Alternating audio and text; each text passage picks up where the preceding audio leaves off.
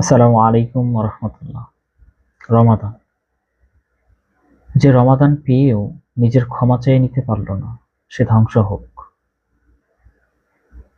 আপনি কি কখনো এমন দীর্ঘ কোনো দোয়া করেছেন যা থেকে আল্লাহ আপনার প্রতি দয়া করার আগে উঠে আসেননি?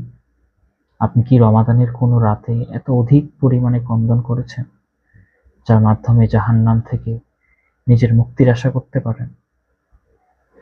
এই সময়ের চেয়ে উপযুক্ত কোনো সময় আছে কি যখন আপনি গায়ক গায়িকাদের গান শ্রবণ থেকে তওবা করবেন, অশ্লীল চ্যানেলগুলো থেকে দেখা থেকে তওবা করবেন? সুতরাং এমন দিন আসার আগেই তা দ্রুত করে নিন, যেদিন ভুলগুলো শুধরানো যাবে না এবং ক্ষতিগুলোর কোনো ঘাটতি পূরণ করা যাবে না। সুতরাং আজ যদি তাওবা না করেন, তাহলে আর কবে তা করবেন?